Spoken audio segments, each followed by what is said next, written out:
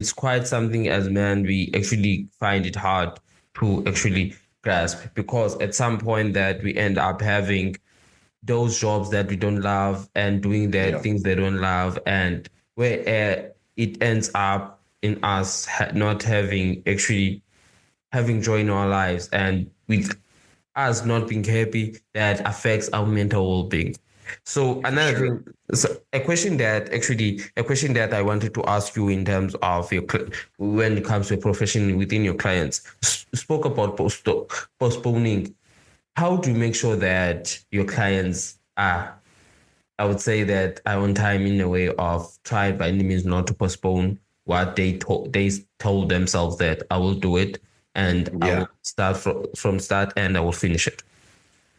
Yeah, so I always tell them in the process of going through it, a lot of people they quantify the goal, like, oh, I want to lose 15 pounds, or oh, I want to look like that muscular guy. And those are great end goals, but if you seek that, right, you're going to get discouraged because it's so unrealistic to where they are right now, right? Most of my guys they have dad bods, they're 25, 30% or more body fat. So I always tell them, don't think about the end goal, like have a vision of where you want to go and then detach from that. Your job initially is to do, and the do is do the habits, right? Create the right habits, change the routine up so that tomorrow you can start feeling better. Because if you wake up tomorrow 4:30, 5 o'clock, when you're not used to doing that, you already got one victory. Now, two, you read a book for 10 minutes that's positive. You've got two victories. Now, three, you go to the gym and you train for 15 minutes or you do a body weight exercise at your house. You have three victories before 7 o'clock in the morning. Now, four, you come home and you eat a healthy breakfast, one that's consciously eating things that support your goal, right? Good protein, good carbohydrate, a healthy fat.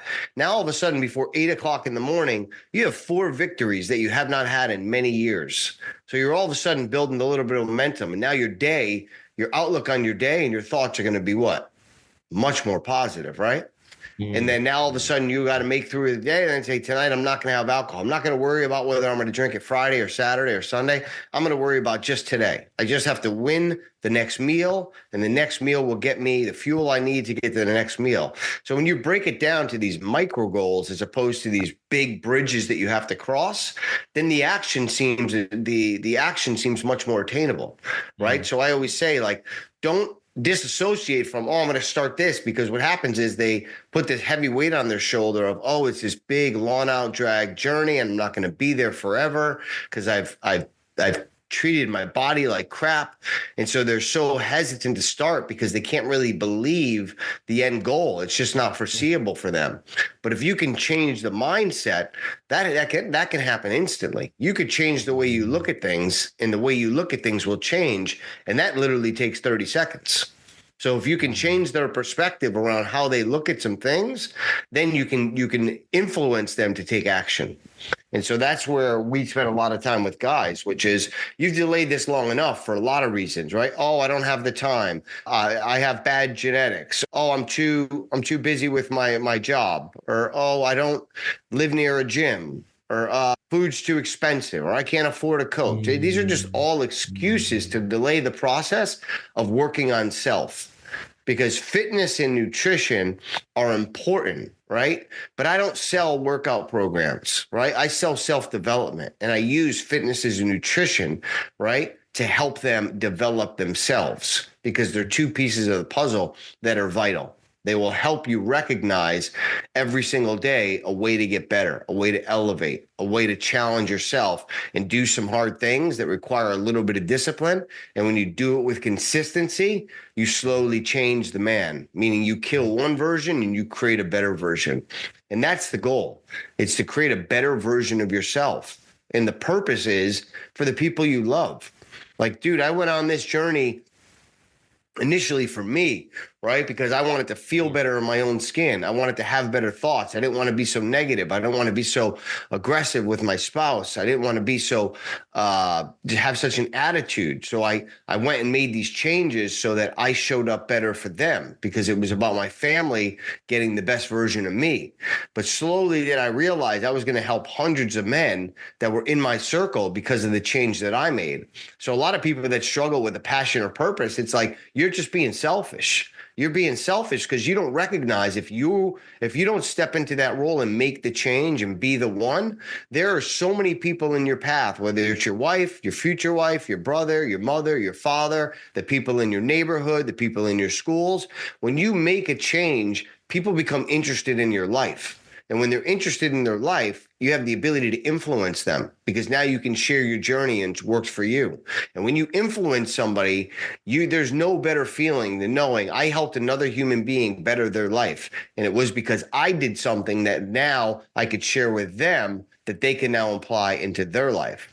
So it's compounding effect. So if I do it for myself, then I can help another man. And that man does it for himself. And guess what? People in his circle are going to be curious about him.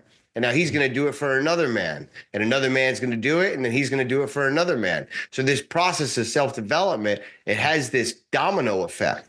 So if we're all trying to create a better world and a better environment and a better neighborhood, it doesn't start with the politicians or the governments or any other place other than within you.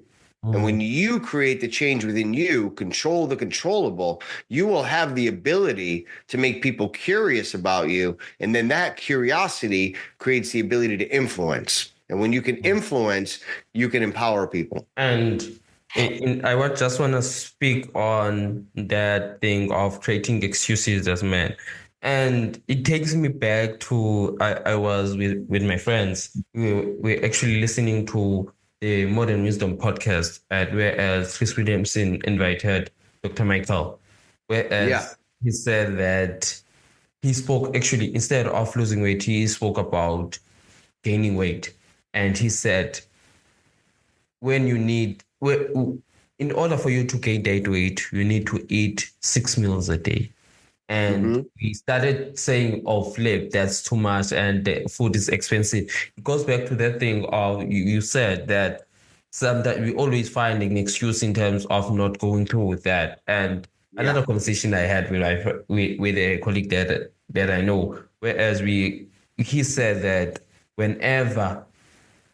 if you love something, you will not get we will not have a free time. But if you hate something, you hate something, you will always try find a free time to actually not doing it. And it goes back to that thing. And excuses is something that we actually keep on doing when it comes to excuses. We tell ourselves these lies that, oh, flip, no, I can't do it today. Maybe I'll do it next week and things like that. And something that actually on a profile that I saw, which is it's macro-based nutrition. So to someone that isn't aware of what is macronutrition, can you explain that? And how is it beneficially, especially for men over 35?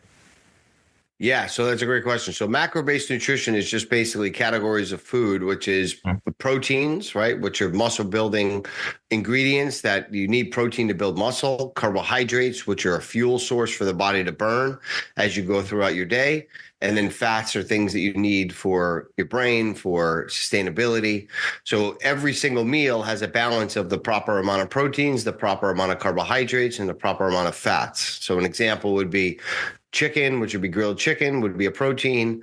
White rice or sweet potato or oatmeal would be a carbohydrate. And fats would be an avocado or an extra virgin olive oil or almond butter, right? Those would be examples of fats. So when you balance every single plate, whether it's 3 meals a day, 4 meals a day, 6 meals a day, if you're, a true bodybuilder, every meal has a balance of those macros. And based on your body type, your age, and your goal, everybody's balance will be different. So every client that we have has a different blend of macros. Some people are eating 40% protein, 20% carbs, right? 40% fats, and some people are eating lower fat. So it's this combination, but it's scientifically backed that it will help you change your body composition. Once you know how your macros for your body and your in your goal, you can change your body recomp, which means you can take the fat that's being stored around your waist and around your hips and around your arms, and you can slowly start to burn that off and redistribute it so that it's going throughout the body, it's exiting, and start building muscle alongside that. So that helps people change their body comp. So if you look at my before pictures on Instagram or on YouTube, you'll see that I was shaped more like an eggplant, right? I was kind of here and then here. I saw that picture. Yeah, and so you had the bigger gut, and so when all I did was, now I weighed 170 in those pictures, and now I weigh 170. So I weigh the same amount, but I recomped my body. I shifted fat out of the body, and I slowly over time added muscle, and muscle weighs more than fat. So now I weigh the same amount, but I look completely different. And that was a process that I went through, and that requires a very specific style of eating. And that specific style of eating is a macro-based nutrition plan. Mm-hmm. And also, again, something that I actually heard from the conversation with Dr. Mike and Chris Williamson and Dr. Mike is the thing of fat, in terms of why would you think that, let me rephrase my question in a way. Why do people don't know the fact that there's this thing called redistribution of fats? Because sometimes we think that we know all of these, thinking that we need to all burn out all the fats. That's how, when I was in terms of growing up, you always thought that in terms of, for you to actually have a great body, for you to be able to be fit, you need to have burn all the fats. So why would you say that people don't know about that? Well, fat's a fuel source. So if you control the intake of fat, number one, your body's going to burn it as fuel. If you're exercising and using it strategically throughout the day, but also it's a great fuel for brain, right? Your brain needs fats, healthy fats. So without fats, your body can run efficiently, but for just a very small period of time. You won't function as well without healthy fats in your diet. You won't be able to think clear. You have more brain fog. You won't be able to stay as focused. So our body does need fats. It's just having the healthy amount of fats that are not coming from seed oils, which are highly inflammatory, or fats that are high in saturation, which means it's going to be very hard for the body to burn off or exit the body. So you want to be able to focus on the right types of fats, and then you want to use specific amounts per meal to include it. So every category has its place for the human body. It's just having the right proportions of those categories to be able to get to the end goal and to be able to get through the day. Mm-hmm. And still on a conversation around in terms of diet and nutrition, how have you seen, with your own experience and coaching, how have you seen the relationship between diet and mental health? Oh man, it is a direct correlation. I can't say it enough, because your gut is an extension of your brain, right? So if you're not feeding your gut the proper foods that are going to be able to break down easily and digest into the bloodstream and then get distributed throughout the body so that those nutrients are going in and being released throughout the body, then your brain is going to be getting the wrong signal, right? So if you throw in fried food, for example, which is highly inflammatory, your body gets into a reactive defensive state and it starts sending stress signals. So if it's sending stress signals from the gut, well, guess what? You're not going to have clear thoughts. And when you don't have clear thoughts, you have uncertainty. When you have uncertainty, you're going to have mental health issues, right? Because you don't know what's what. So, but if you understand, hey, this food is optimal for me, it doesn't make me tired, it doesn't give me brain fog, I don't have an inflammatory reaction in terms of an autoimmune issue, then my body is going to be optimal because it's sending healthy signals to the brain. And when the brain gets healthy signals from the gut, the brain tends to operate much more effectively in terms of positive outlook, in terms of attitude, in terms of energy, in terms of concentration, in terms of productivity. So it all goes hand in hand. Why? It's because you're telling your brain is starting to recognize subconsciously it's being taken care of. We're making a conscious decision to feed it properly so that we're taking care of the brain. The brain doesn't have to get in defense mode and start sending stress signals out to the body in the form of anxiety or stress or tension or fear or worry, right? All that comes from uncertainty. And uncertainty comes from not knowing how foods are playing a major role in how you're showing up daily.